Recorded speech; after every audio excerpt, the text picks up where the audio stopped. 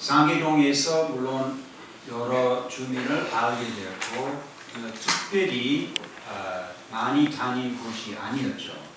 그리고 저기서 뭐 황결구 회장님과 김진홍 부회장님 우리 모두 알고 있고요. 그리고 영미의 엄마 지금도 우리 만나고 옛 추억을 해요. 특별한 얘기 없지만 한 가지 기억나는데 황결구 회장님은 나중에 90년도에 무학동에서 그 강제 철거에 대하여 또 주민들의 그 주거권에 대하여 교육을 하는데 아주 일찍이 한번 황결구 회장이 나와서 얘기했어요. 그럼 우리는 아직까지 그 세대위 세입자 대책위원회 생기기 전이었어요. 아주 일찍이었고 그래서 한 집안에 모여서 그런 얘기하고 있는데 그 근처의 가옥주 중에 여러 사람 우리를 공격했어요. 이거 철거 깡패 공격하는 것과 마찬가지였어요. 저기서 집주인 중에 깡패 싸우고 있었기 때문에 진짜 깡패였는데 그 지역에 깡패하는 조직도 하는 사업도 있었어요. 하여튼 그들이 와서 아주 야단이었고 그래서 이건 막아내야 하는데 좀 시간이 있는가? 조금 얘기 길어져요. 하여튼 후속에 전화해야 하는데 이거 우리가 막을 수 없으니까 이거 너무 야단이고 경찰을 불러야 한다. 그래서 경찰서로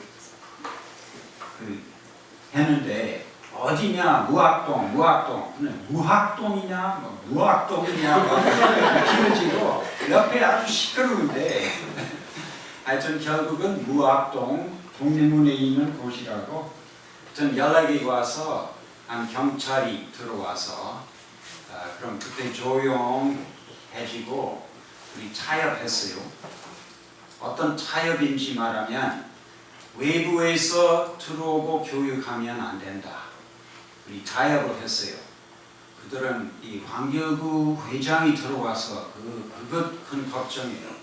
그들은 아직 파악하지 못했어요. 김영준 가족이 저기 살고 있는 것을. 그래서 우리는 그래요. 그 외부 인사 초청하지 않겠다 했어요. 그래서 김영준과 그 주거연합이 그 교육을 다 맡았어요. 그럼 도화동 얘기 조금 했고요. 도화동에 여러분 오래전부터 시작한 사람 아마 도화동의 그 세대위 위원장으로 한 분 기억할 것 같아요. 항상 애기를 업어 데모한 사람. 강제 철거하는 날에도 애기를 맡길 곳이 없어서 항상 애기 업어. 정말 영웅이었는데 그렇지만 그 타협을 해서 문제를 해결했지만 11세대를 좀 희생시켜야 했어요. 그들은 무슨 자격을 가지지 못해서 무슨 보상을 받지 못하고 그런 것이었다고 해요. 그래서 11세대 남았어요. 정말 불쌍한 사람이었는데 그 중에 아주 잘 알게 된 엄마와 아주 아픈 여인 엄마와 중학교 학생 한 사람이 있었는데 그래서 그들과 친했어요.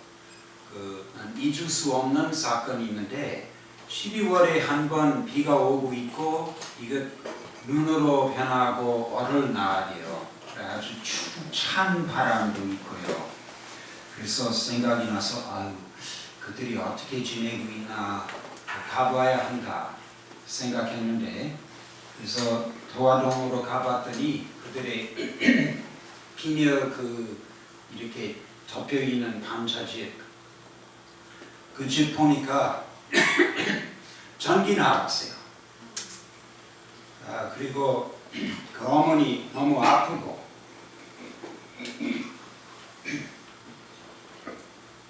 아들이 중학교 학생인데 뭘 해야 하는지 이렇게만 헤매고 있었어요. 그래서 그 택시 하나 불러가지고 우리 적십자 병원으로 가서 어머니가 입원할 수 있었습니다.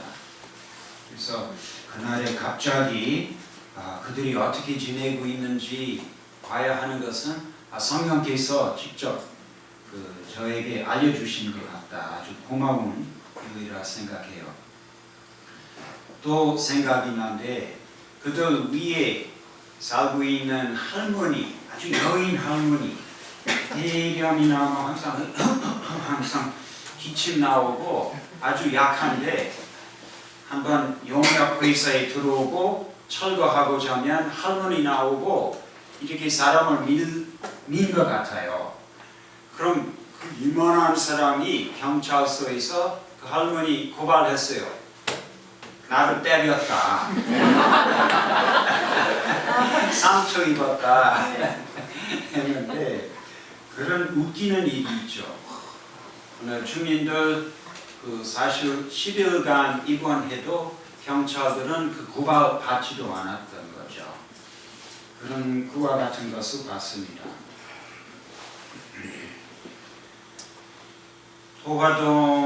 도화동에서도 그 재미있는 그 일도 기억나는데 그들은 마포구청에서 농성했어요.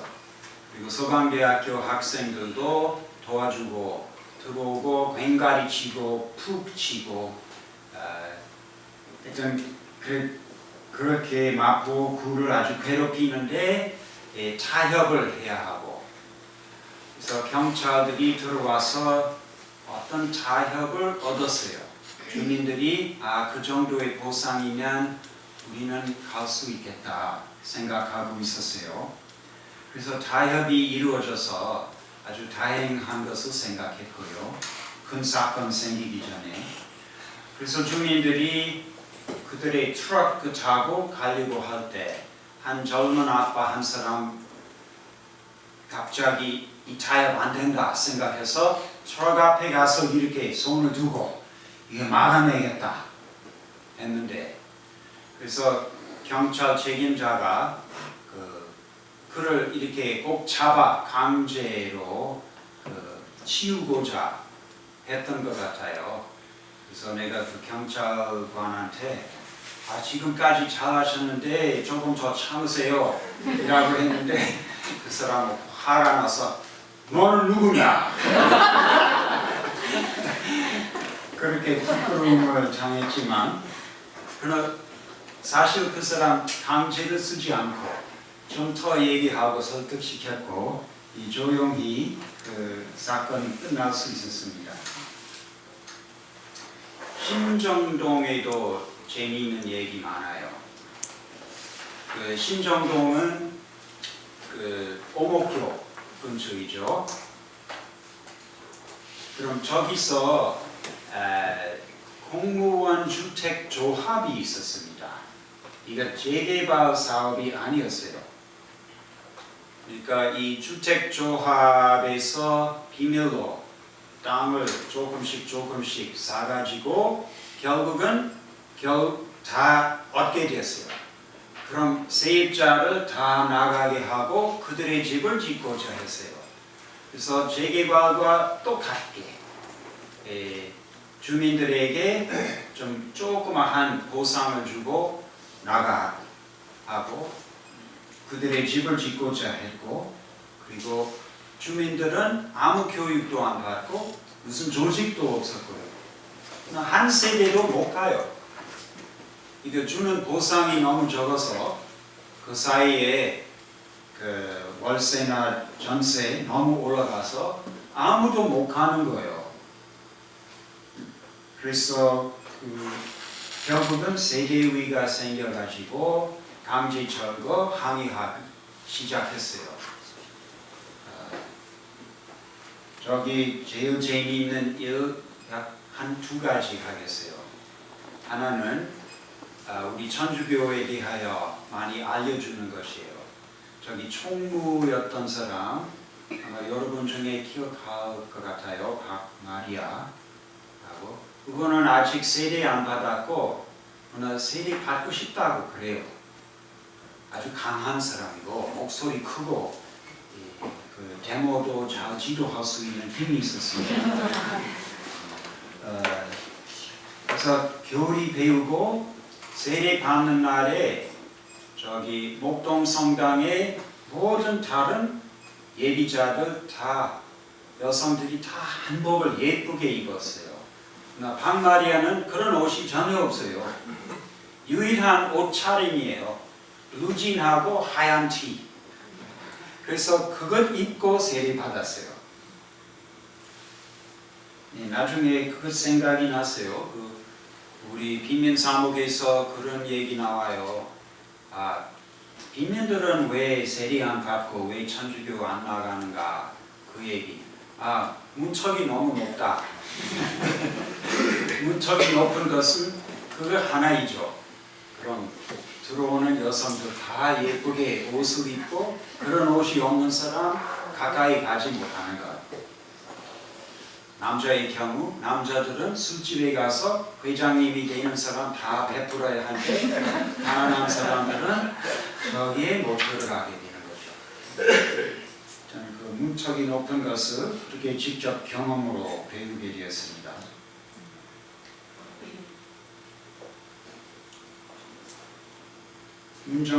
신정동에 저기도 한 재미있는 것이었는데 강제 철거 이렇게 하도록 했는데 그 한 곳은 빈 집터였어요. 그런데 주민들 그것도 지켜야 한다 했고 그래서 저기서 그 바퀴, 타일 바퀴를 쌓아놓고 좀 공격 들어오면 저기 풀 사르라 무슨 냄새 나는 풀이 있고 뭐 심리적인 막는 것뿐이에요. 여기 앞에서 사람들은 뭐 그거 뛰어주지 넘을 수 있지만 안 했어요.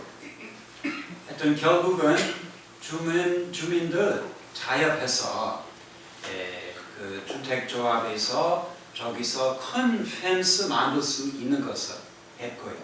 그래서 주민들 그냥 철수했고요.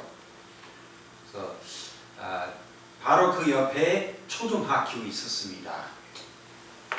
그럼 그 큰 펜스를 두고 그게 11월이었는가 3월이 되면 그 지은 것은 다 지져진 거예요. 그 초등학교 학생들 매일 나오고 뭐 그들의 손으로 이거 찢고 또 무엇을 던지고 또 저기 올라가다가 뭐 빼고 결국은 그 다 무너졌습니다.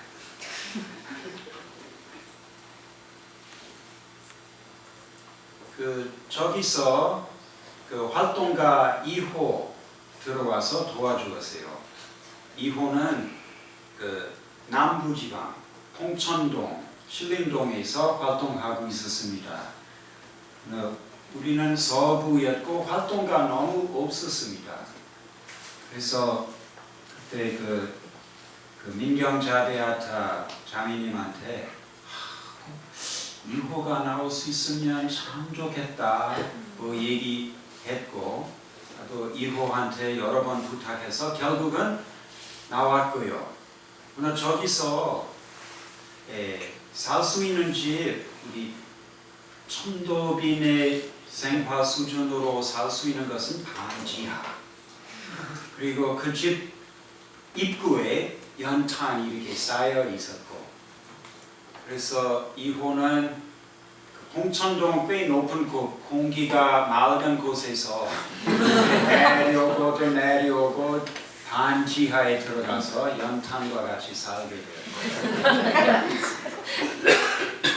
고마운 일이고 그 다음에 더 악화됐어요. 저기서 재개발 지역도 있었어요. 신정동에. 저기도 또 오랫동안 했고 여기는 거의 처음으로 주민들이 공공임대주택 들어가게 되는 곳이었습니다. 아직 법적인 근거 없었지만 그런 신정동 재개발 지역이었습니다. 그래서 교육을 시작해봤습니다.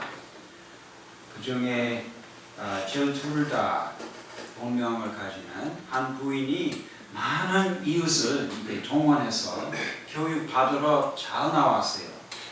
그래서 교육 그렇게 시작해서 그 조합 쪽에서 재개발 조합 쪽에서 정말 걱정했어요. 그래서 이튿날이었는가 얼마 안 돼서 2호가 전화 받았고 우리가 너희들 다 죽이겠다. 그 위협 받았어요. 또 뭐 그들은 죽일 사람도 있는 것 같고 그래서 다시 걱정이 되고 있고 이후는 많은 경우 자기 집에 잠자지 않고 다른 곳에서 잠자고 그 집은 사무실 사용했고 이혼은 여기 없는데 하여튼 고맙습니다.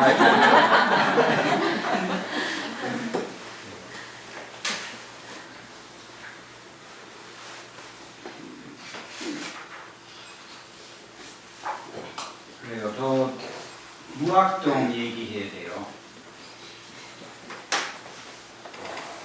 지난주 김영준 우리 형님이 얘기하셨지만 무학동 다 뺏어 다음에 박문수가 그런 얘기해야 한다 생각하시고 그 무학동에 기업하고 있는 사람들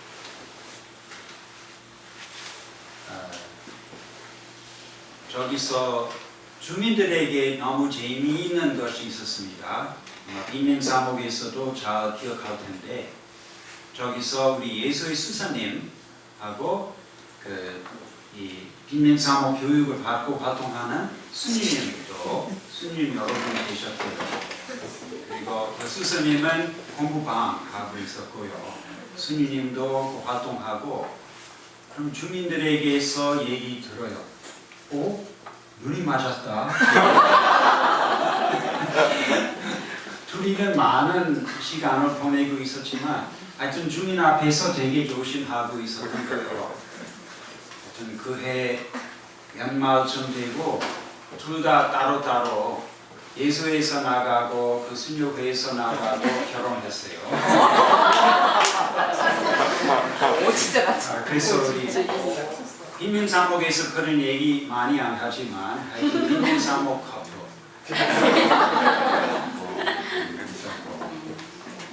또 우리 모두 다 많이 기억하고 있는 최이석 씨 저기서 굉장히 좋은 일 많이 하셨죠.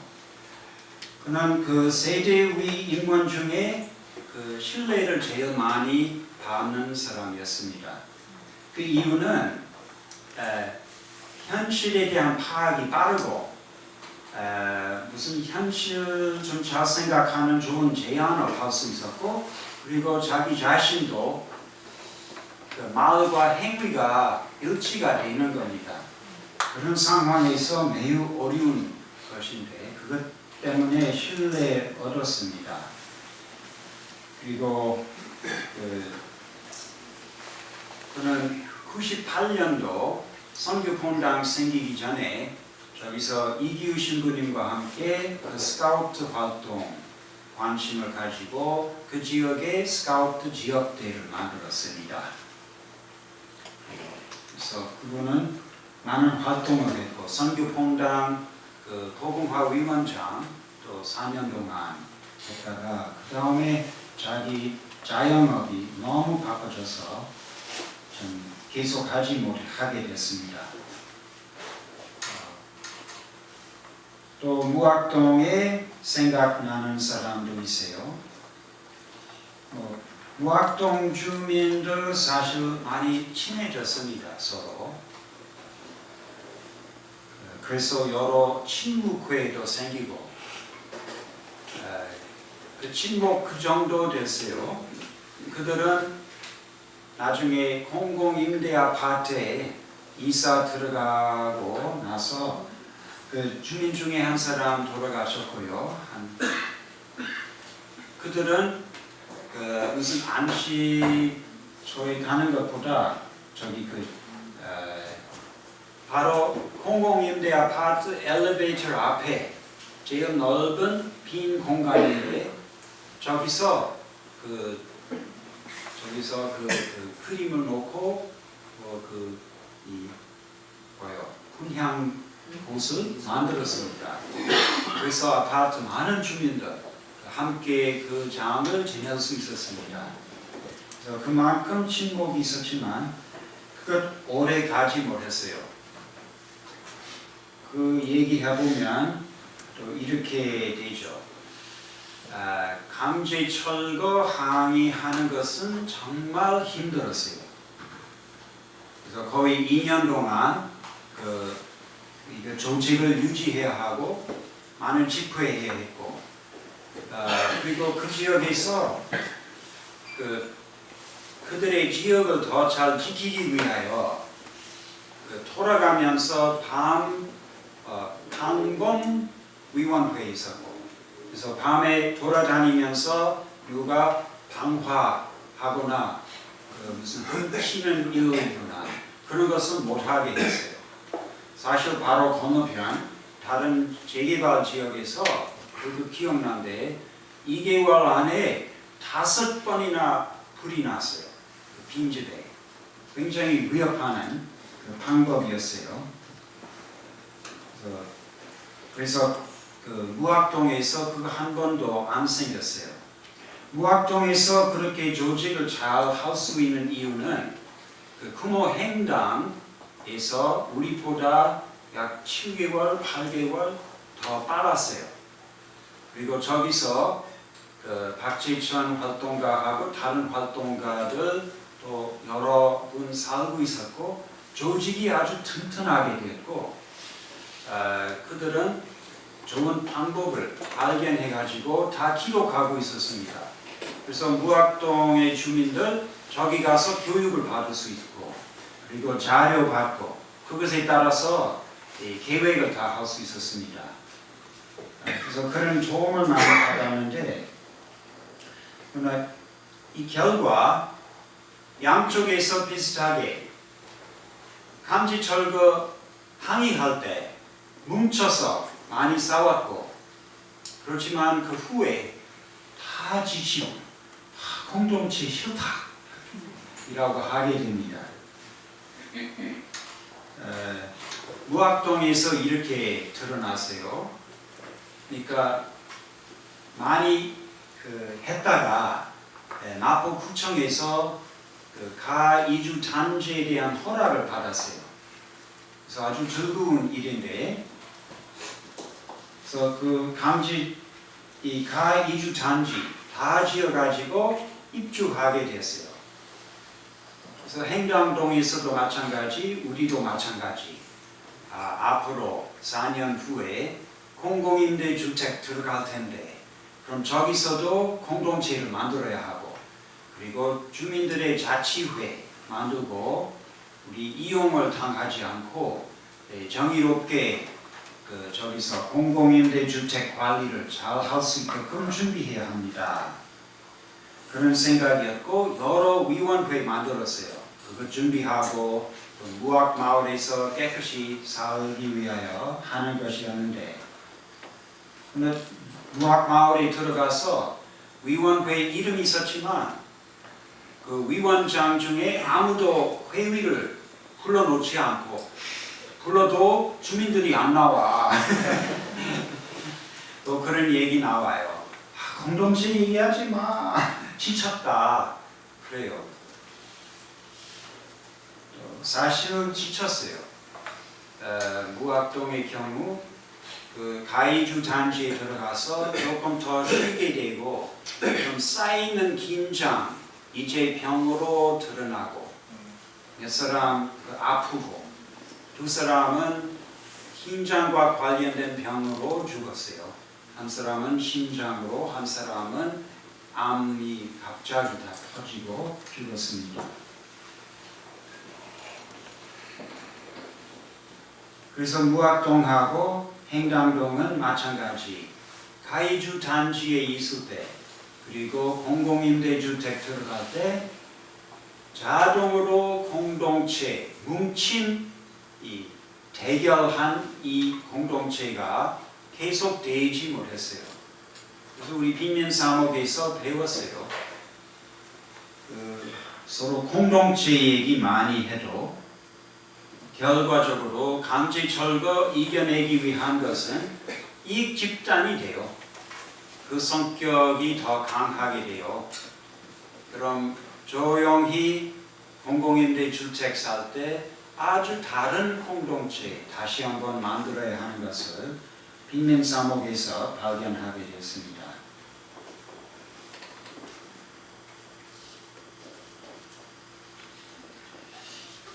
무학동에서 제가 추억 중에 좀 아주 마음 아픈 추억도 몇 개 있어요. 좀 도와주어야 했지만 도와주지 못한 사람. 한 사람 생각이 나는데 그 술주정 좀 더 되고 있고 술 중독 좀 더 심하게 되는 것은 드러났어요. 이 공공임대주택 살 때. 그래서 그 얘기 듣고 이거 너무 심하게 되고 있고 그래서 이 사람은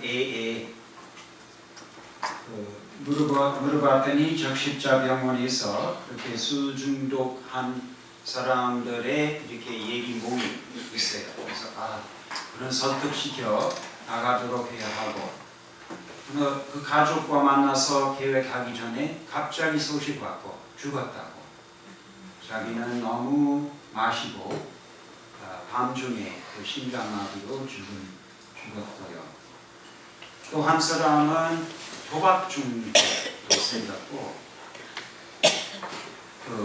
너무 수입이 없고 부인이 혼자서 다 벌다가 그 이상 참지 못해서 집에서 떠났어요. 그래서 나는 그 상태를 그 전에 잘 알지 못했고요. 나중에 알고 보니 많은 주민들 그 전부터 많이 알고 있었다고 그래요. 토박 중독에 대한 인식 잘 되고 있지 않아요. 그냥 윤리적인 것이라 생각해요. 이래서 돈 벌어야지 왜 자꾸 도박하고 있느냐. 그런 얘기만 하고 있었던 모양이에요. 반면에 그 사람 많이 변화된 것도 한번 아주 보람 있게 느꼈어요.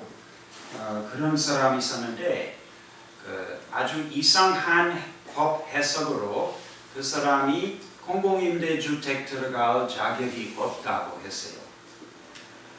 그래서 이것은 너무 이상한 해석이라고 해서 여러 가지 방법으로 그 사람도 공공임대주택 들어갈 수 있게끔 노력했고요. 여러 변호사들에게도 물어보고 이 옴부드스만 국민권리위원회에도 가고 물어보고 다 실패됐어요. 다 실패됐지만 그 사람이 많이 변했어요. 이렇게 옆에 많이 도와주고 있는 것을 보니까 자기 기분이 좋아졌고 술 많이 줄어들었고 그 전에 술 주정하는 그 사람이었고 또 그 분노가 그의 생활에서 많이 없어지고 조금씩 더 벌게 되고 그래요. 그 부인과 아주 화목하게 살게 되었고요. 그래서 그런 보람도 느낄 수 있었습니다.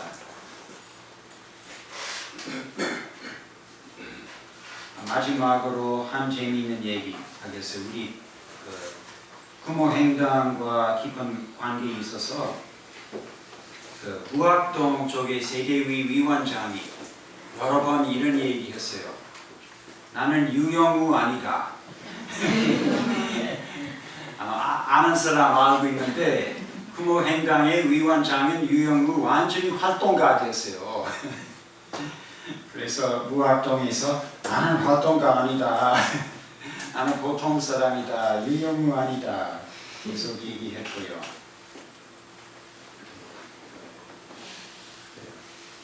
그럼 쉬어야 하죠. 네, 다시 시작하겠습니다. 이게 상징인데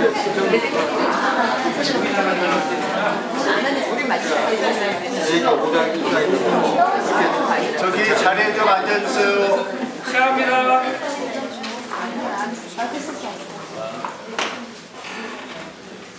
네, 세 가지 얘기 아직 남아 있어요. 사건들, 약 5개 사건들 얘기하려고 하고, 저에게 영향을 준 사람에 대하여 조금 얘기하고, 또 우리 빈민 사목의 영성에 대하여 말씀드리겠습니다. 사건이 아주 많지만 우리 꼭 생각해야 할 사건이 5가지 뽑았습니다. 첫 번째는 상계동 철거에 대하여 좀 들은 이야기. 좀 명동 그 상계동 철거 다 이루어졌을 때 주민들 일부 꼭 명동에 들어가고 명동 성당에 가서 저기 농성하고 살겠다 했고요. 그래서 저기 빈민 중에 일부 바로 명동 성당에 올라가는 길 옆에 텐트 치고 오랫동안 살았고, 그것은 87년도였고요. 그것도 사건 좀 이해하는 데 도움이 되었는데,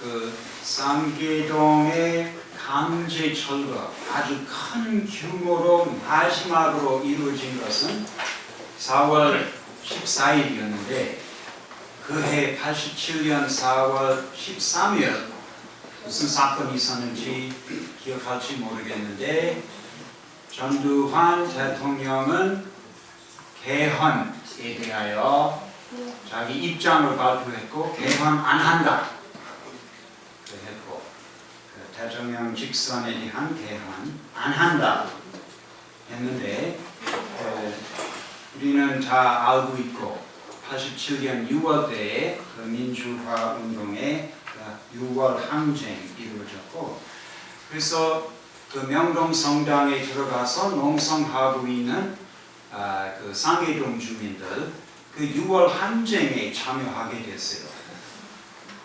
결국은 그 6월 항쟁 어느 정도 성공됐고 민주화 어느 정도 돼서 이것은 빈민 운동에도 도움이 됐습니다.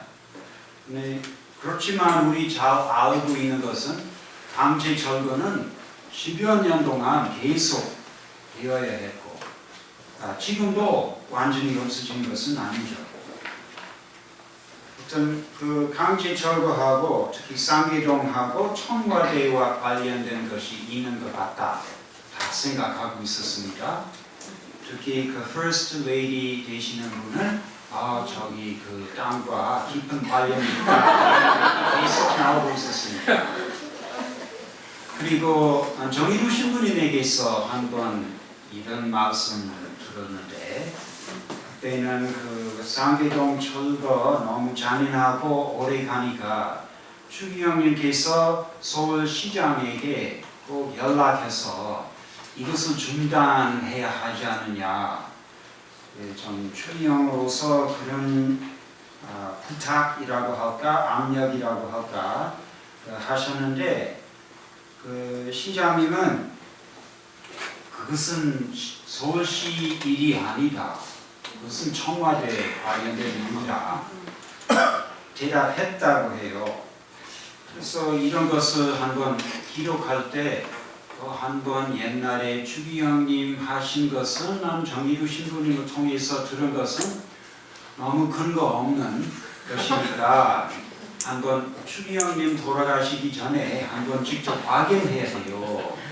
그래서 다 적어놓고 부탁하고 이것을 추기경님한테 드렸고, 불행히도 추기경님은 그때 너무 나이가 많아서 그런지 잘 기억이 안 난다 하셨고,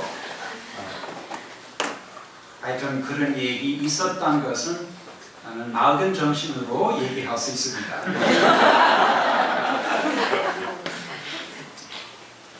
이거 또 하나의 사건, 그 빈민운동과 빈민사목에서 94년, 95년도 그때쯤 우리 기억할 것 같아요. 그때는 빈민사목도 어렵고 빈민운동도 상당히 어렵게 된 것을 많이 기억하고 있는데 많은 활동가들 이제 빈민 지역 사람들이 많이 변했다 느끼고 있었습니다. 그래서 그 전에 빈민들 이웃으로서 서로 도와주고 우리는 그 공동체 분위기 좀 살려야 하고 함께 하여야 한다 하는 생각이 많은데 그럼 갈수록 개인주의도 들어오고 있고 또 주민들 이제 중산층화해야 한다 하는 생각이 많이 들어오고 있었고요. 그래서 그때는 많은 토론회 또 연구회 많이 이루어졌어요. 여기 몇 가지 적어 놓았어요. 이거 그냥 빨리 읽어보겠어요. 한번. 이거 그냥 우리 연구센터에서 아직 가지고 있는 책들인데요.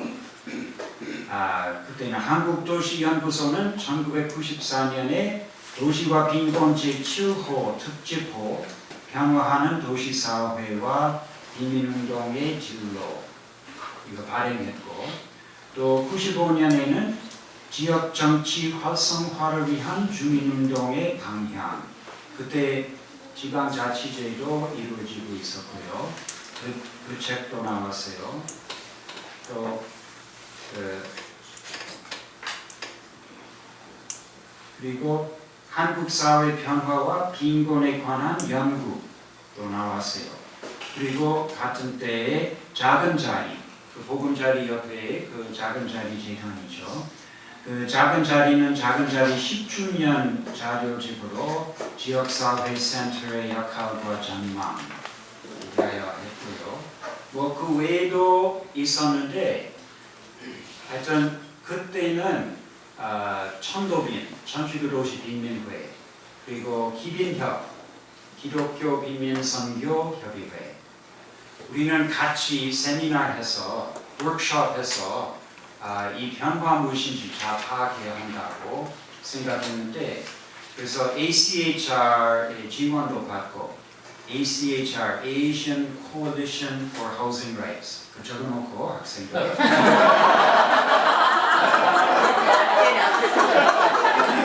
아시아 지역권 연합이라고 하는데 사람들이 그냥 간단히 습관으로 ACHR이라고 해요. Asian Coalition for Housing Rights. 저기서 기금이 있었고 워크숍도 지원할 수 있었고요. 그리고 워크숍 잘 하기 위하여 그 필리핀에서 한 많은 경험이 있는 빈민운동 한 활동가 딩키 많이 기억나죠? 딩키 솔레만 이름인데 나중에 그 코리아 키노 정권에 들어가서도 아마 장관도 하게 된 것 같아요. 코리아 키노 정권이 아니고 90년도에 어떤 정권인지 그거 필리핀에 가서 물어보세요. 하여튼 굉장한 실력이었어요. 이 워크숍 어떻게 해야 하는지. 그러니까 이렇게 하고 이렇게 진행해야 하고 각 조에서 무슨 얘기 나와야 하는지 무슨 과제를 받고 모든 것을 다 전지에 적어놓고 다 발표해야 하고 그리고 맨날 밤에 진행자들이 조 지도자들이 다 모여서 다음 날 뭘 해야 하는가 생각했고 그래서 부평의 샤미나드 피정집에 가서 여기서 일주일 동안 워크숍했어요. 굉장한 시간과 자원이 투자였고 결과 좋았어요. 저기서 지금까지 하고 있는 활동 방향도 나타났고요. 그 중에 하나는 지방자치제에 들어오고 있기 때문에 구 단위로 많은 단체도 다 연대를 맺고 구 안에서 지방자치 안에서 활동해야 한다. 그리고 지역 주민들의 다양한 요구에 다양하게 대응하기 위해서 여러 가지의 센터를 만들고 다양한 문제에 대한 대응을 해야 한다고 했고 아직까지 그것을 하고 있습니다. 노원구에 가서 저기서 나눔의 집과 관련된 그런 것을 보면 놀라요. 얼마나 다양한 센터 많이 노원구에 있는지 볼 수 있게 돼요. 그리고 같은 때에 빈민사목에서 명예강 협동조합도 생겼죠. 그리고 그때는 파울로 계획, 이 활동과 특별한 교육 그 후에 시작됐고, 그럼 많은 혼란을 느끼면서도 아주 새로운 것을 시작하고 활성화된 것이었습니다. 그러니까 특별한 은총의 때였다고 기억하고 있습니다. 뿐만 아니라 하비타트, UN 제2 하비타트 대회였는데 96년도, 그럼 95년도에 아주 많은 활동가 모여서 준비했어요. 그러니까 여성운동, 환경운동, 시민사회운동, 그리고 빈민운동, 노동운동 이렇게 다 모여서 이 하비타트에 가야 한다 생각했기 때문에 결국은 70명 갔어요. NGO에서 70명 가는데 전 세계 미국 다음에 제일 많이 갔어요. 그리고 같은 해에 재정부 국회의원이 재개발법 개정법을 좀 들어가게 됐고 하비타트 회의 끝나고 나서 돌아와서 그 법의 시효가 시작됐습니다. 그래서 하나의 사건으로 다 묶어서 생각하는 거죠. 중요한 때였습니다.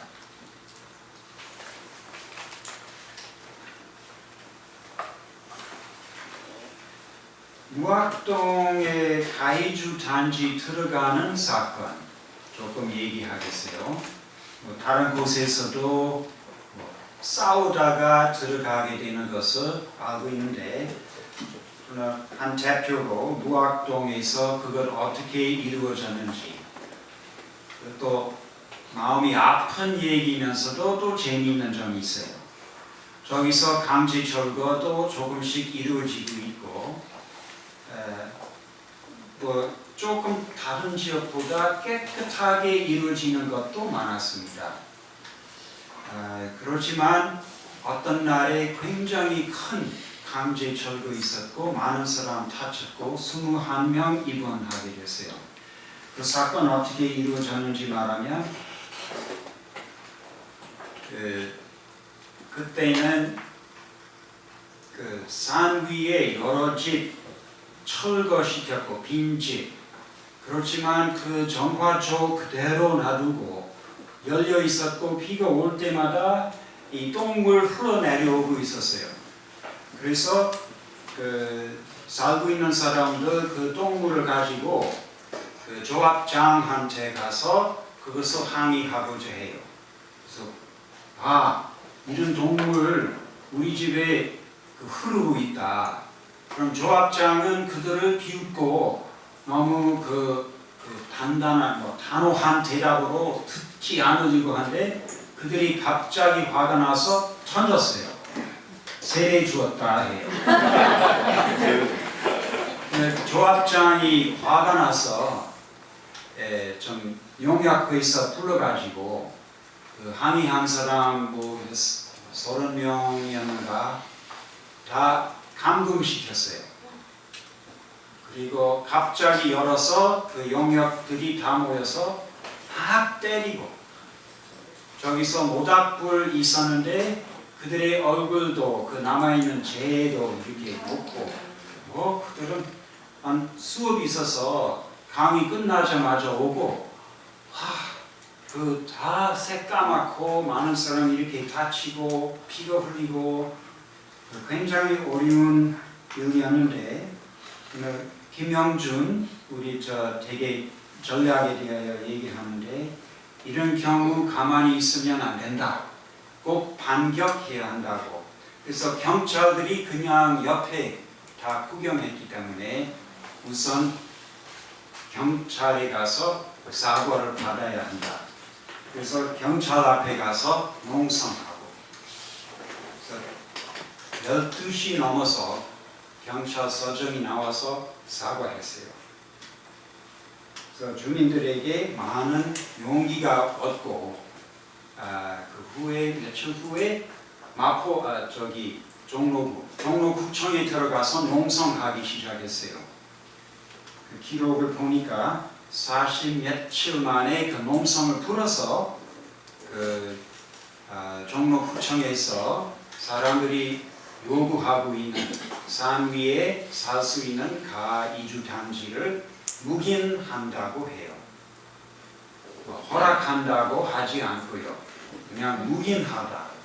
이상하게 한 장을 주었어요. 다 적혀 있어요. 묵인해준다. 적혀 있는 말 모순이죠. 그래도 묵인해야 한다고 했고요.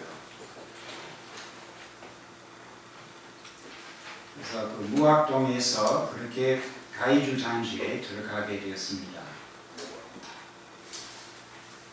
무학동 선교본당에서 또 여러 사건이 있었지만 그것은 무학동의 10주년 역사 안에 찍혀 있으니까 오늘 그런 얘기 하지 않겠고요.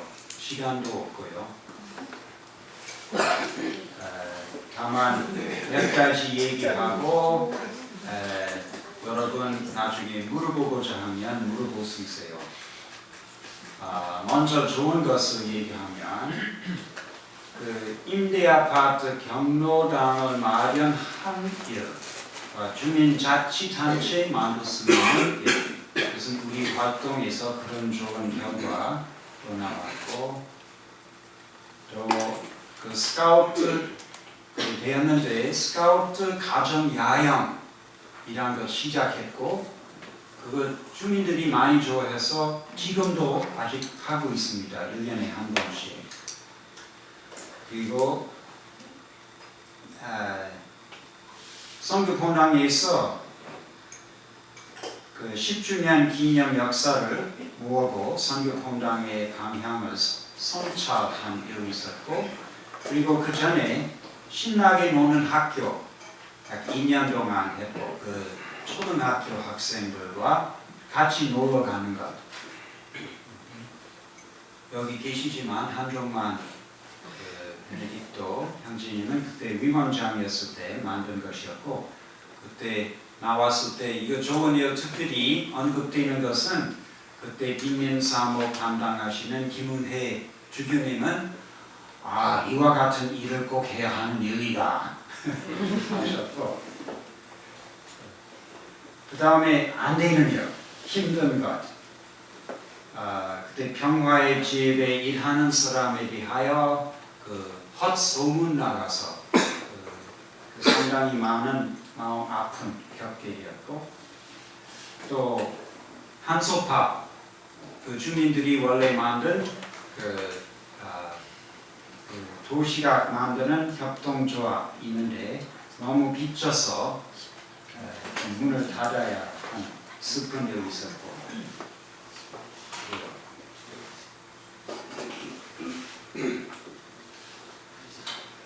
한 가지 일 더 하겠어요. 이 사건 중에 이 빈민사목 선교본당과 일반 본당의 차이를 잘 이해하는 데 도움이 되는 사건이에요.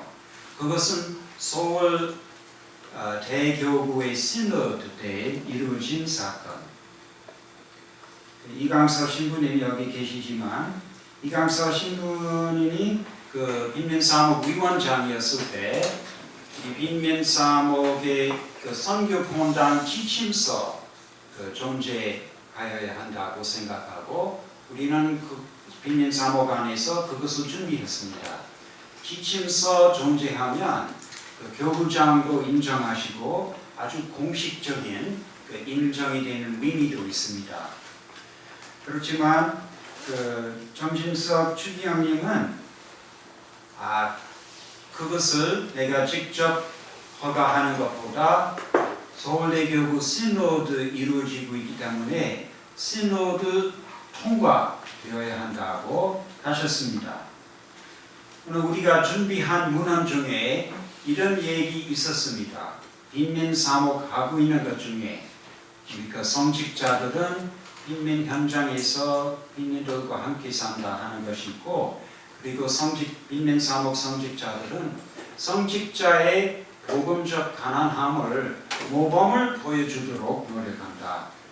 그 말이나 그와 비슷한 모든 성직자의 가난함에 대한 언급이 있었는데 그 여러 그 서울교구 신부님들은 이강서 신부님한테 그것을 빼지 않으면 우리가 통과시키지 않을까. 다행히 이제 그 교황님이 오시고 교정님이 오시고 같은 말씀하셨기 때문에 이제 좀 더 권위 있는 얘기겠죠. 하여튼 그만큼 우리 선교본당과 일반 본당의 그 차이가 있다고 하는데 우리는 꼭 협조해야 하는 것은 사실이지만 대립되는 점이 있는 것을 우리 잊었으면 안 된다 생각합니다. 그 강의 몇 시까지예요? 한 15분 더 하셔도 괜찮습니다. 예. 약 2가지 내용 남아있고 좀 시간을 지키도록 하겠습니다. 빈민운동에 저에게 영향을 준 사람들 얘기하고자 합니다. 정희루 신부님과 재정부 선배님은 제일 많은 영향을 주었고요. 그렇지만 여기서 그런 얘기할 필요가 없을 것 같아요. 왜냐하면 여기 빈면사목에서 같은 영향을 받은 사람 대부분이에요. 그렇죠? 우리 빈면사목의 5가지의 원칙이라고 하는데 그분에게서 다 나왔고 그 보금자리에서 살았던 그 공동체 항상 우리 돌아보고 그와 같은 공동체 또 만들고자 한다 생각하고 또 그 두 분을 계속해서 그들의 따뜻한 그 추억 우리 가슴에 간직하고 생활하고 있습니다. 그 천도빈에서 그 많은 사람의 영향 받았지만 그 특별히 3사람 생각이 나는데 우선 키가 작은 여자 2사람 생각나는데 그 어떤 날에 갑자기 이런 생각이 나서 그 둘이는 키가 작구나 도저히 느낄 수가 없습니다. 그들은 그 너무 힘이 있고 열성이 있고 위대한 생활하고 이렇게 앞장서고자 하니까 키가 작다 전혀 생각 안 나요. 물론 그 김혜경 사라 자매님 생각하고 있고 또 사라 자매님과 비슷하게 했지만 조용할 때도 있는 안경자배가 계십니다. 이 두 분은 그 나이로 여동생이지만 내가 늦게 한국에 왔기 때문에 누님으로 생각해요. 그래서 그 두 누님에게서 많은 좋은 말씀도 듣고 또 그 위로해주는 그런 말씀도 격려를 받고 또 함께 기도하고 함께 얘기 나누는 것은 신앙 나눔 큰 그 도움이 되는 것이었습니다. 그리고 우리 모두도 다 영향 많이 받은 박재천 그 위원도 계십니다. 저는 특별히 영향 받은 것은 저와 많이 대조되는 점이 있어요. 언제나 이론부터 시작하고 무엇을 먼저 파악하고 하나의 원칙으로 그것 모습 받고 그 다음에 그 안에서 현실 배우고자 하는데 박지천은 반대로 우리 빈민사목에서 큰 도움이 됐고 그냥 조용히 현실을 파악하고 그대로 알도록 하고 그리고 사람들의 소리, 의견 이거 듣고 다음에 이것은 어떻게 합칠 수 있는 흐름이 되는가 생각해요. 그분은 아마 아까 언급한 그 아주 중요한 그 1주간 워크숍 저기서 딩키가 한 것을 자기가 보고 본인에게 이거 확인 안 했는데 생각한 것은 그것을 보고 우리 안에도 그것이 있어야 한다고 생각 많이 하셨고 그리고 가마 교육도 있는데 그것도 배우시고 하여튼 자기는 그 워크숍 진행하는 것을 아주 전문가 되었고 우리 모두 그것을 봤어요. 여러 번 의견이 많이 나오고 자기 칠판에서 이렇게 4개의 공간을 두고 다음에 의견을 여기저기 놓기 시작하고 이거 신기롭게 이제 점점 합치게 이 새로운 생각도 나오게 되는 거죠. 그래서 우리 모두 그 영향을 받고 우리 모두 그것을 배우도록 하지 않을까. 그럼 마지막으로 우리 빈민사목의 영성에 대하여 말씀드리고자 합니다. 우리에게 그 빈민사목의 5가지의 원칙이 있고 우리는 그것을 다 알고 그것을 따라서 그 영성을 실천하면 된다 다 알고 있어요. 아마 빈민사목 안 하는 분도 계시니까 짧게 한번 말씀하겠습니다. 우선적 선택이죠. 가난한 사람을 위한 우선적 선택 있고 그리고 복음의 말씀 그대로 실천하고자 하는 것이고 그리고 언제나 현장에서 함께 한다 하는 원칙이 있고 현장의 불가침 그러니까 주민들은 그들의 현장과 그들의 생활을 보호할 수 있는 권리가 있다 하는 것은 그렇게 인권 중에 그런 것이 있고 그리고 동등성, 성직자, 수도자, 가톨릭 신자들, 빈민들 아주 동등한 관계로 공동체를 만들고 지역 신앙 공동체뿐만 아니라 지역 공동체 만들도록 합니다. 이런 것은 빈민사목의 원칙들인데 이 원칙 뒤에 그 원칙의 정신을 잘 이해하는데 정의루 신부님의 말씀 한 가지 특별히 도움이 된다 생각해요. 정의루 신부님은 가끔 사람 놀랍게 하는 그런 말씀 하신 적 우리 다 기억하고 있어요. 어떤 날에 정의루 신부님은 예수님은 종교를 만들지 않았다 하셨어요. 그래서 그거 듣고 그 전에 들어본 적이 없는 소리인데 무슨 뜻일까 많이 생각하고 한마디로 그것은 예수님의 예언자 사명 더 강조하는 말씀 아닌가 싶은데요. 그렇죠? 예수님은 우선 사람을 모아 무슨 종교 제도 만들도록 하시지 않았고 그것은 죽고 부활하면 그 일을 할 수 있다 아셨기 때문인지 하여튼 그 일을 안 하시고 계속 예언자의 사명에 따라서 선언하고 하나님 아버지의 뜻을 꼭 선언하시고 생활하셨고요. 무슨 예수님의 예언자의 사명을 꼭 깊이 깨달아야 하고 우리가 선교 이라고 생각할 때 안타까운 마음이 있으면 그 안타까운 마음은 바로 기도되는 마음이 되어야 한다고 알고 있습니다. 그래서 그것 많은 도움이 되니까 계속 하고 있습니다. 마지막 한 가지 말씀드리겠어요. 그것은 우리 빈면사목의 어려움. 우리 다 느끼게 되죠.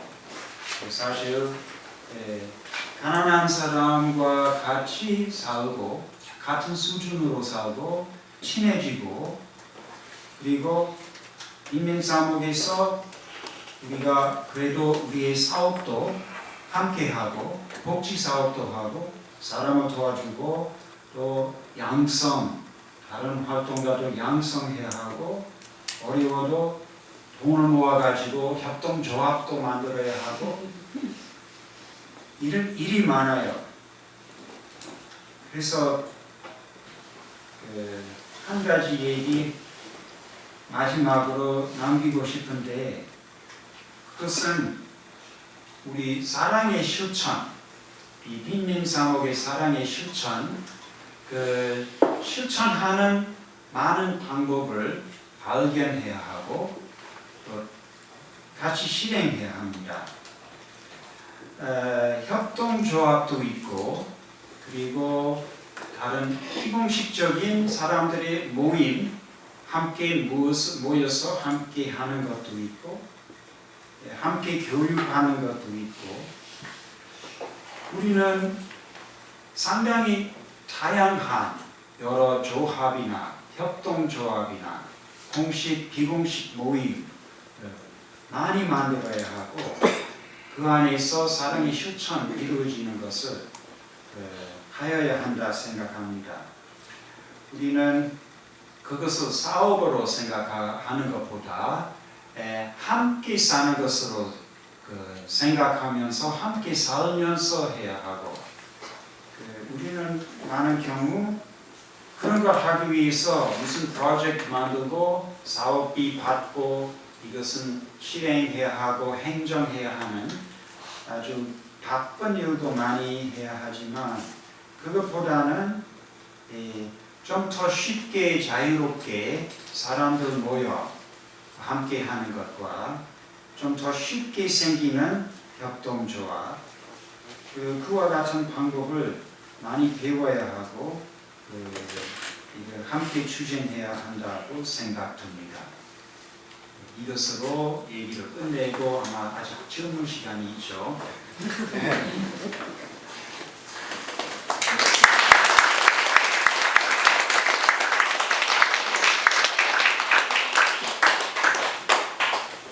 오늘 방 1시간 반이라는 시간 안에 압축해서 설명하기가 쉽지 않은데 원고를 미리 준비를 하셔서 저희한테 보내주셨어요. 그래서 정리를 잘 해주셔서 이 1시간 반 짧은 시간 동안에 여러 개 말씀을 해주셨거든요. 그래서 혹시 여기 빈민사목에 함께 계신 분도 있고 또 신부님과 다른 이름으로 또 함께 계신 분들도 계시는데요. 이야기 들으시고 궁금한 점이나 혹시 질문할 사항 또는 뭐 다른 이야기들 더 알고 싶은 이야기들이 있으시면 이야기를 해주셨으면 감사하겠습니다. 그 무학동 선교분단이 이제 생기기 전에 또 생기기 전에도 그 생산협동 공동체 하셨더라고요. 제가 옛날 사진들을 쭉 찾아보니까 오늘 아까 저기 시작하기 전에 이제 그 PPT로 사진제를 쭉 한번 보여드렸었는데요. 모우리 공동체라고 옷 만드는 공동체가 있었고 그다음에 무학동 선교분에서 아까 말씀드린 한솥 도시락인가요? 있었고 제가 알기로는 마포 원전인가 있었고 그래서 여러 가지 실험적으로 그 생산협동 공동체 많이 이제 활동을 하셨는데 그 활동을 하시면서 어떤 생각, 느낌 앞으로는 이런 방향으로 나갔으면 좋겠다. 교훈들 좀 얘기해 주셨으면 좋겠습니다. 왜냐하면 빈민사목 안에서도 지금도 여러 가지 이제 협동공동체 운동을 여러 계속 하고 있지 않습니까? 그래서 네. 그런 이야기를 좀 들려주셨으면 감사하겠습니다. 그래요. 그 좋은 질문인데요. 사실 그 무학동에 기억나는 주민 중에 그 한 분 얘기하고자 했는데 그걸 하지 못했고요. 사실 저기 모리 그 협동조합 생기기 전에 이미 하나 있었지만 협동조합이라고 하지 않았고요. 그것은 그 김영준 씨는 활동가로 무학동에 들어갔고요. 아마 어떤 사람 그런 배경을 모를 수 있는데 보금자리에 여러 활동가 함께 살고 있었는데 그 보금자리 주민들 공동체에 좀 성숙 많이 됐고 활동가 많이 필요 없고 그래서 이 활동가들이 이후에 재개발 생길 서울 여러 좀 잘 동네에 들어가서 함께 살아야 한다 하는 것이었는데요. 그래서 그 중에 그 김영준, 그 지난주 말씀하신 김영준하고 그의 가족 무학동에 들어가고요. 그리고 그 부인, 그 드림의 엄마, 그 김경자, 그들의 집에서 여러 제공틀 두고 옷을 만들기 시작했어요. 그 이웃 아줌마들과 같이. 그래서 그냥 이웃들 아무 약속 없이 그냥 일자리 없어서 그냥 옷을 만들기 시작했고 팔고 그 수입을 다 나누었는데 이름 협동조합 이름이 없었지만 사실 협동조합이었어요. 그래서 그 김경자가 그와 같은 이웃 관계를 맺었기 때문에 나중에 그 주거권에 대한 그 교육이나 그걸 하는 것은 아주 더 수월해졌어요. 이미 많은 관계가 맺혀 있었습니다. 그리고 그때는 이웃 중에 한 분은 전복화 씨라는 분이 계셨는데 그 일을 그만할 때 전복화 씨가 질경이라는 회사 들어가서 그 회사 시작에 참여했습니다. 질경이 아주 일찍이 이 계란 한복을 만들기 시작한 회사였습니다. 그 후에 무학 마을 만들기 전에 아직 강제 철거하고 있는 중에 빈 집에 들어가서 옷을 만드는 그 여러 가지 만드는 협동조합 만들었습니다. 그것은 모리 공동체라고 했고요. 그것은 강제 철거와 더불어 그만한 것이었죠. 그 집을 철거될 때. 그리고 우리 명예방 협동조합 생겨가지고 명예방 협동조합은 생산 협동조합 지원하는 것이 이루어졌기 때문에 무학동 주민 중에 한 사람이 좀 연구해서 그 도시락 만드는 협동조합 성공할 것 같다 생각해서 그 한솥밥 만들었어요. 그래서 그 협동조합이 약 7년 동안 존재했고 결국은 비치고 문을 닫아야 했지만 그래도 그 좋은 날도 많이 있었습니다. 마포 건설도 처음으로 한 것은 아주 어려운 사람, 이 일용 노동자 모여서 일하면서 오는 것을 생각했지만 그것 운영하기 매우 어려운 것을 생각했기 때문에 다음에 마포 건축이라고 다른 이름으로 했고 그때는 건축기술자끼리의 조합을 했어요.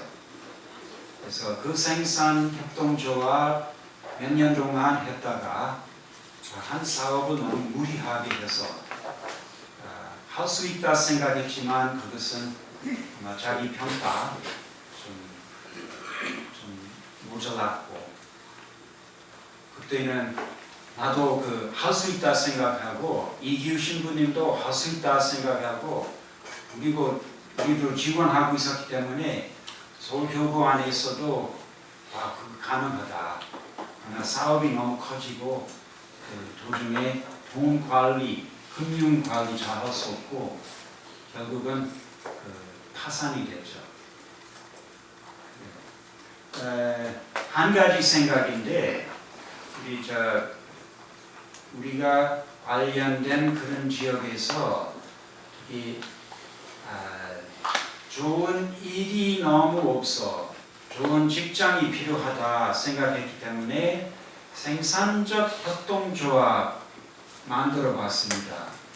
그렇지만 협동조합 중에 제일 어려운 협동조합 아닌가 싶은데요. 다른 많은 협동조합 사람들이 교육받고 협동의 원칙을 배우고 관리 좀 배우면 되는데 공동체 과정이에요. 생산적 협동조합은 사실상 우리나라의 소기업체 또는 자영업과 비슷한 것인데 협동조합 아니라도 그런 것은 대개 1년, 2년 이상 못 가요. 다 파산이 돼요, 대부분. 그래서 생산적 협동조합은 제일 어려운 거예요. 그래서 아까 말씀드리는 것은 그거죠. 협동조합하고 그런 것 많이 필요한데 생산적 협동조합도 필요하지만 제일 어려운 것이기 때문에 좀 더 쉬운 것을 많이 해야 하지 않을까 싶은데요. 그래요. 서울시는 5명만 모이면 협동조합이다 하고 있는데 기회이죠. 그 질문의 핵심 무엇인지 잊어버렸는데 대답이 됐어요? 예, 좀 그 협동조합 운동을 하시면서 공동체 운동이 하는 방법이긴 한데 하시면서 저희가 빈민사복의 후배들로서 네. 좀 더 깊이 있고 전문성 있고 여러 가지 이제 우리가 알아야 될 것들 하셨던 과거의 경험을 통해서 뭔가를 좀 더 관심 있고 어디에 중점을 더 둬야 되는지에 대한 이제 질문이었거든요. 그래서 그래요? 네. 그것은 어렵지 않은데요. 사실 협동조합의 원칙 많이 돼 있고 협동조합 실패하는 많은 경우에 그 원칙을 안 지켜서 그러죠. 그 원칙을 다 지키는 것은 어려워요. 신용협동조합 만드는 게 생산적 협동조합보다 더 쉬운 거죠. 그래서 천주교회에서 신용협동조합을 많이 만들었어요. 그렇지만 그 원칙 중에 하나의 중요한 것이 있는데 아마 대부분 우리 천주교회 신용협동조합 그 원칙을 잘 지키지 못해요. 그런 신용협동조합은 사회 안에 어떤 활동하고 있는 협동조합이에요. 그냥 협동조합에 들어온 사람들의 이익을 위한 것뿐 아니에요. 그 협동조합은 주변 사회를 어떻게 도와줄 수 있는지 계속 신경 쓰고 그렇게 해야 하는데 내 알기에는 아주 많은 신용협동조합은 다만 우리 돈이 점점 크고 관리하고 부정이 생기지 않고 그런 것만 하고 있는 것이 아닌가. 확실히 모르지만 하여튼 몇 년 전에 그것을 많이 느꼈어요.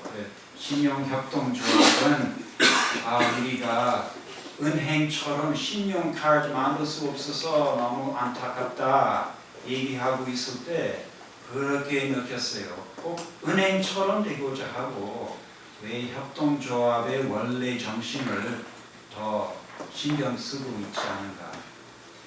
다른 협동조합도 마찬가지예요. 협동조합의 원칙 중에 모두 다 참여하고 모두 다 소리내고 적극적으로 참여하고 그 민주주의 방법이고 그리고 지도자 교육하고 그런 원칙이 다 있는데 그런 원칙을 잘 지키면 우리 빈민 사목에서 하고자 하는 것은 많이 이루어져요.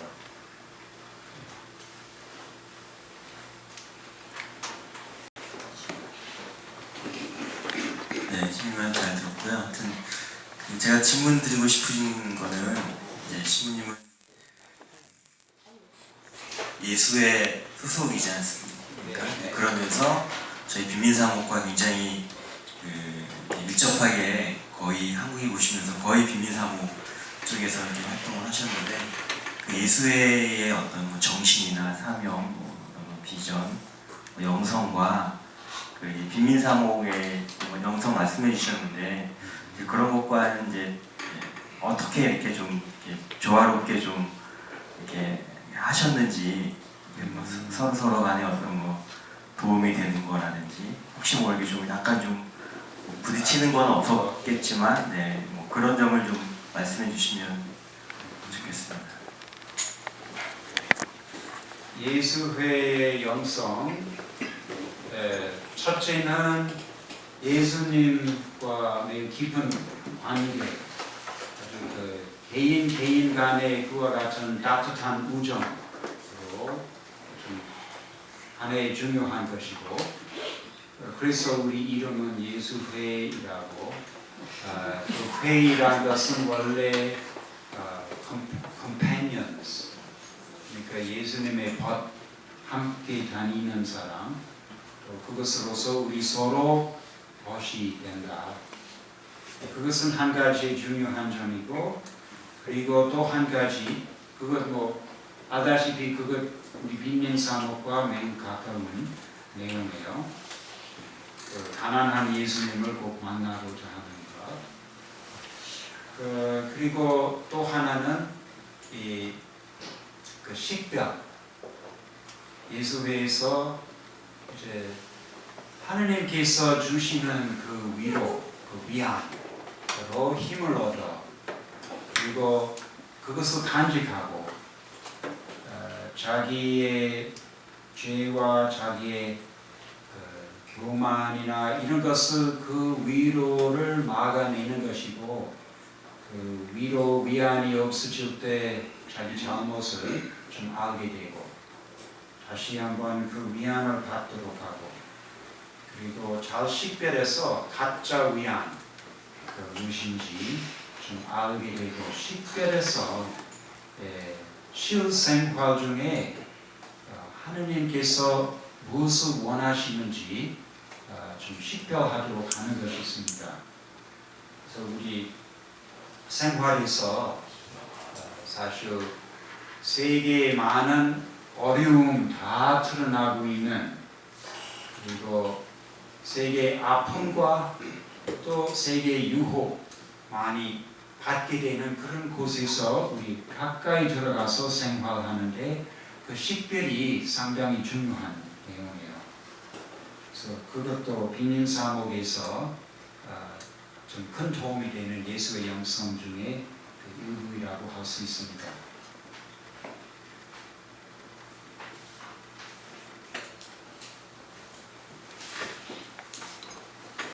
역시 그 평일방 협동조합 이사장님이 서서 질문하시네요. 저는 협동조합 얘기는 안 하고요.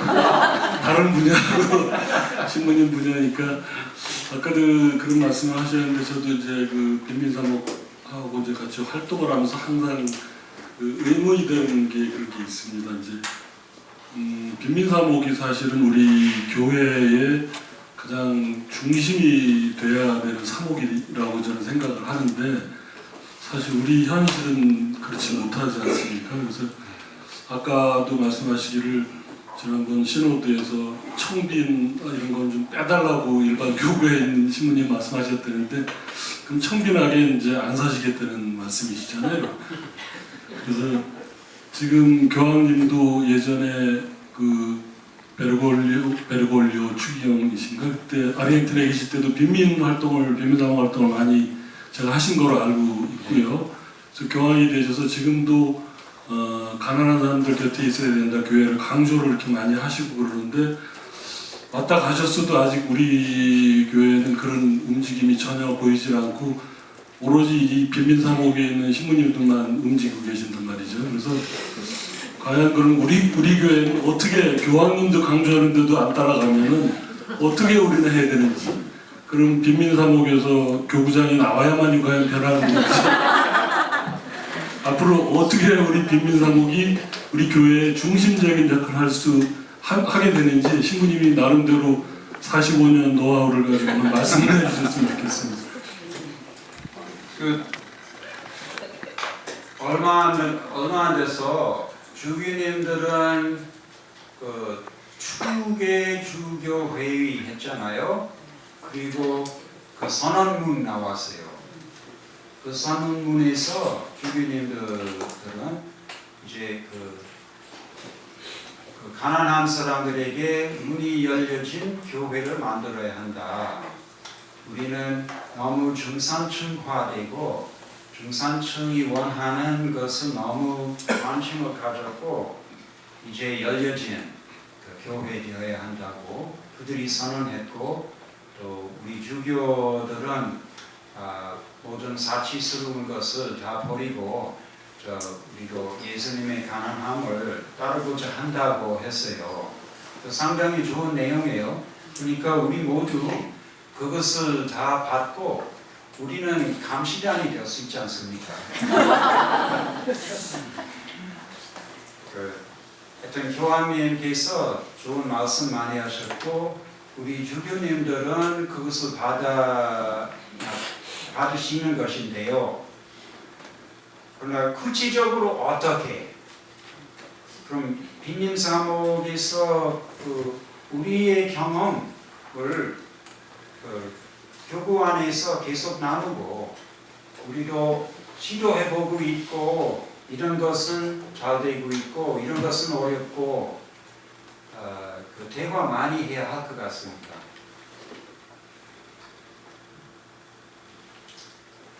그리고 그 생각이 난데 그 시노드에서 그 청빈에 대한 것을 삭제하라 할 때는 이렇게 해석할 수 있습니다.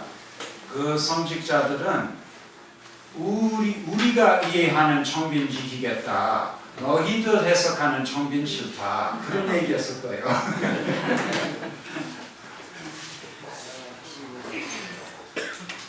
네, 신부님 귀한 말씀 잘 들었습니다.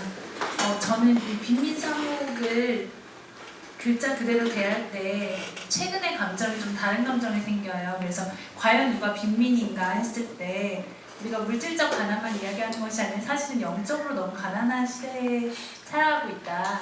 그래서 최근에 뉴스 중에는 그 경제적으로 부를 갖춘 사람이 아파트 경비에게 아주 인간 존중하지 않는 태도로, 근데 그게 비단 한두 사건은 아닐 거라 생각하고요. 지금 한국 사회 전반에 걸쳐서 영성적으로 가난한 그 개인적으로 파편화되는 시대에 우리가 살고 있는데 주일에 잠깐 성당 가서 미사 드리는 그 시간만 거룩하게 신앙을 발휘하고 그 이후의 일상적인 생활에서는 신앙과 그 괴리가 좀 큰, 그러니까 너무나 유혹이 많은 세상을 살고 있는 저희들에게 그 신부님의 말씀 되게 귀하게 느껴지는데요. 아까 아침마다 하시는 그 기도 방법도 한 가지 저희에게 노하우가 될 것 같은데 한 말씀 좀 더 보태주신다면, 그러니까 신앙인으로서 살아가는 것에 대해 어려운 이 시대에 살고 있는 우리에게 한 말씀 더 보태주시면 어떨까 싶습니다.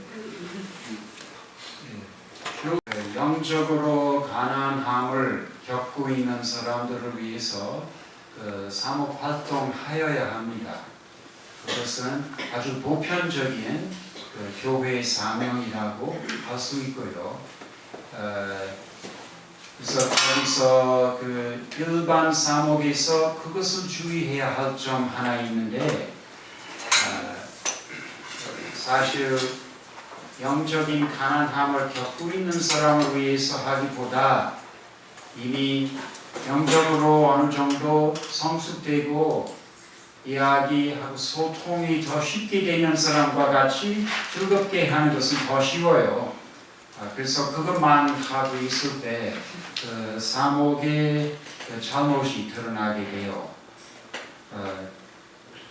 그래서 그것 사실이고 그 영적인 깨달음이나 영적으로 무엇을 느끼고 하느님을 체험하고 하느님을 발견할 수 있게 도와주는 프로그램 어디서나 많이 있어야 합니다.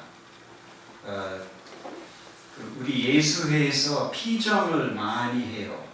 그 피정을 따라서 기도하는 사람들, 예수님, 성모님, 성령, 아버지 하느님을 체험하고 많은 은총을 받아요.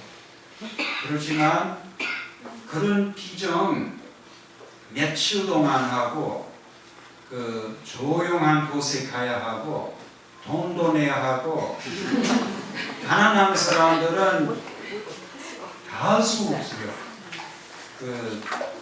이게 좀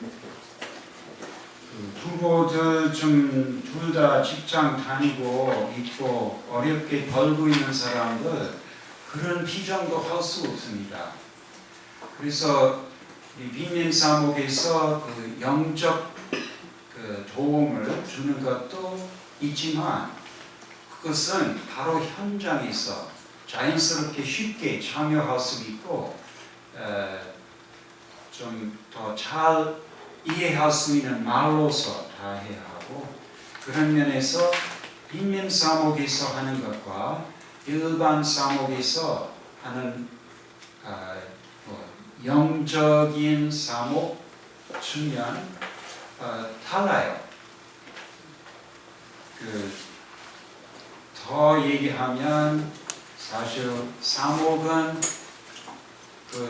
다양하게 나타나야 돼요. 개신교에서 연예인 교회 만들고 많은 연예인들이 모일 수 있게 하는 것도 마찬가지. 우리 전주교회에서도 특별한 좀 사목 필요한 사람을 위해서 그 특별한 사목을 만들어야 하죠. 빈민 사목은 특별한 사람이라고 할 수 없어요. 왜냐하면 빈민들 언제나 어디서나 많이 있게 돼요. 이거 상대적인 것이고 경제적 빈곤도 있고 또 정신적 빈곤, 인간관계의 빈곤 여러 가지 다 있어요. 그러니까 일반 본당이 잘 되고 있을 때 아무 차별 없이 그 모든 지역 주민을 위하여 사목을 할 수 있게 돼요. 그러나 여러 가지 이유로 아직 한국에서 일반 본당도 그런 것을 할 줄 모르고 또 하지 않고 있어요. 그래서 빈민 사목이 존재하고 있지만 일반 사목과 유사한 점이 아주 많아요. 또 많을 수밖에 없습니다. 질문. 학생. 저 마이크 안 되고 말할게요. 네. 1억 학생. 그래요. 저 서강대학교 학생인데 지금 초등학교 있는데 아까 빈민사목위원회에 참여하게 된 계기를 말씀해 주실 때 정의를 구현해야 한다는 생각 때문에 참여하게 되셨다고 말씀해 주셨잖아요. 네. 그럼 신부님이 생각하는 사회 정의라는 거는 어떤 가치들이 실현된 사회인지 그런 것들을 여쭙고 싶어요. 네. 조금 어려운 질문이죠. 사회 정의의 첫 번째 원칙은 인간이에요. 그러니까 사회 정의가 이루어지고 있다면 모든 사람들이 인간답게 살 수 있게 됩니다. 또 두 번째 지적할 수 있는 것은 사회 정의 이루어지는 곳에 공동선이 무엇인지 잘 드러나게 됩니다. 그걸 아주 어려운 내용이에요. 공동선 무엇인지 아무도 얘기하지 못해요. 공동선 무엇인지 사회 안에서의 의사소통을 통해서 이루어져야 하고 그리고 사회 안에서의 법적인 권한 제도 안에서 정하고 실행하도록 하여야 합니다. 그래서 사회 정의 중에 첫 번째 인간 모두 인간답게 살 수 있고 두 번째는 그 사회에서 공동성이 알리게 되고 실행하게 되는 그 소위 그 제도 돼 있는 상태입니다.